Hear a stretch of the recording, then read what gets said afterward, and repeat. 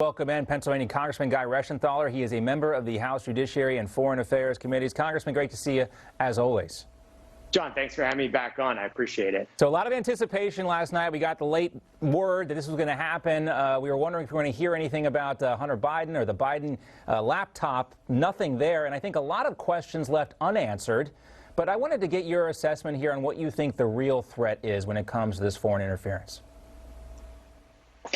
Well, let me just talk about the media bias right here before talking about that, because we know that Russia and Iran are trying to disrupt the American system, and the media has fallen right for it, where they reported on these emails as if it was Trump supporters and not Iranian agents. They reported on this for a whole news cycle. Now, just compare that to the Hunter Biden story, where there's zero evidence that this is Russian interference. It actually looks like this is a legitimate investigation where Hunter Biden was involved in pay-for-play schemes, and presumably Joe Biden was the quote-unquote big guy being referenced to. The media downplays that. They don't report it. They actually say that was Russian interference, while at the same time, when you actually have Russian interference, the media spreads it. So the media is either willingly or unwillingly doing the bidding of Russia and Iranian agents.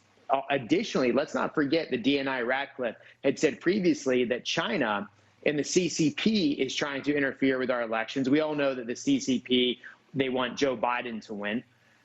You also have individuals at big tech companies like Twitter and Facebook, members of arguably the CCP, or at least Chinese nationals that have been sent here, that are involved in censoring. So you have interference coming from China, Iran, and Russia. The unfortunate thing is that our big tech oligarchs and our tech tyrants and the mainstream media play right into the hands of these adversaries. And, you know, Guy, there's nothing really new here about this. I was looking yesterday into the history of, the Clinton administration, selling out the Lincoln bedroom to foreign nationals. That had some influence on some of the policies at that time. But I want to focus on this aspect of it, too, because there's a lot of salacious details with Hunter Biden. But the real concern here is the compromised position that the Biden administration, should they win, might be in. So the FBI has these documents that show a laptop and the hard drive allegedly belonging to Hunter Biden is also connected to a 2019 money laundering investigation on top of everything else. And according to one of the documents, you can see a handwritten case ID number there. That case ID indicates bribery, or money laundering, I should say. And this is also, the investigation is in in Baltimore, very close to Delaware. So we're all trying to figure out what Joe Biden knew about Hunter's business dealings, if there was any direct access here. And from everything that you've seen, based on your history, you obviously have more insight into a lot of us because of your committee assignments here. Does this look to you like Joe Biden, in fact, knew what was going on and was profiting from Hunter Biden's foreign business dealings? Well, the emails that were recovered from that laptop, the text messages that have come out clearly show that if Joe Biden was the quote-unquote big guy that's being referenced to in these emails, that it does seem that he was getting stakes in these companies. He was getting money from Hunter Biden, who, of course, was getting paid to influence his father. But the fact that Joe Biden was literally selling U.S. foreign policy in Ukraine, the fact that Hunter Biden was getting paid millions of dollars by the wives of oligarchs in Moscow, the fact that Joe Biden took Air Force Two to China with Joe Biden, with Hunter Biden in it, and that the Chinese Communist Party gave Hunter Biden a $1.5 billion fund to return to the United States with.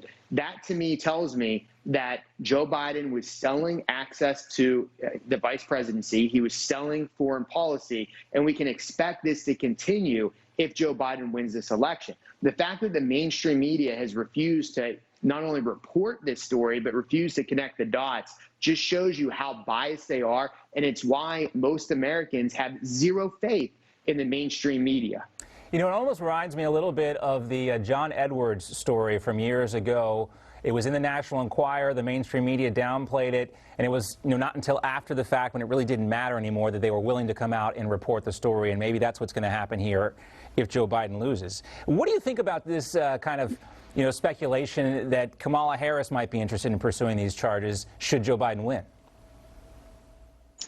Well, let me just say this. I don't think that the media will pursue this story if Joe Biden wins. I think that they have clearly indicated that they were 100% in the bag for Joe Biden. And then anybody that reports on this is being said to be not part of legitimate news sources, even though it was the New York Post, the oldest operating newspaper in the United States, a newspaper founded by Alexander Hamilton. They even dismissed that as inaccurate. So now whether or not Kamala Harris will use it to push Joe Biden out, we'll have to see. As far as Kamala Harris goes, we've seen indications from Nancy Pelosi talking about the 25th Amendment, using that. I think that is a test balloon for what they want to do to Joe Biden, not necessarily President Trump. So it will be interesting to see what happens. But I personally don't think that Joe Biden is up for the job. And I think in tonight's debate, if he's allowed to talk for two whole minutes after hiding in his basement this entire election season, I think the American people are going to see Joe Biden fumble, struggle to make points, and they're going to see just how vulnerable he is. And let's not kid ourselves. Everybody knows that Joe Biden is merely the Trojan horse for the far-left radicals.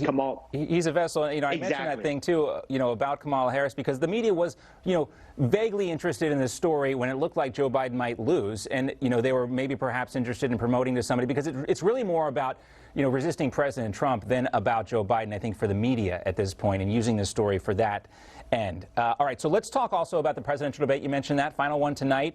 One of the questions we still need some answers on is this whole situation with the court packing plan that the Biden-Harris administration has flirted with.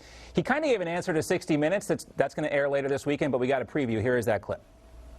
What I will do is I'll put together a national commission bipartisan commission of scholars, constitutional scholars, Democrats, Republicans, liberal, conservative, and I will ask them to, over 180 days, come back to me with recommendations as to how to reform the court system, because it's getting out of whack, the way in which it's being handled. And it's not about court packing. There's a number of other things that our constitutional scholars have debated, and I'd look to see what recommendations that commission might make. So you're telling us you're going to study this issue about whether to pack the court?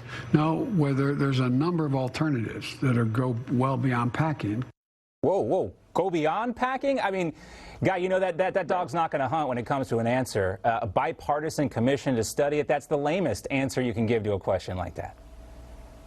Well, I got a lot of thoughts on this. First off, the fact that he expanded the scope of that response to include other issues in the Constitution, to me, that might sound like they want to get rid of the electoral college. We got to remember that members of the far left also floated the idea of changing the Senate, because it's not a popular it doesn't represent the population, right? It's tied to senators to each state. So there's radicals that are talking about even blowing up the makeup of the Senate, of course, bringing in D.C. as a state. But as far as the court packing goes, that response tells me that Joe Biden will pack the court. He just will do it after 180 days in office. He'll have this quote-unquote bipartisan commission, which I'm sure will be about as bipartisan as the presidential debate commission. There'll be a bunch of Democrats and never Trumpers. These are going to be the things that the liberal flank of the Democratic Party, the far left flank, are going to hold over Joe Biden's head. If he doesn't pack the court, Kamala Harris is waiting there, willing to do whatever they want in the wings. Congressman Reschenthaler, great to see you as always.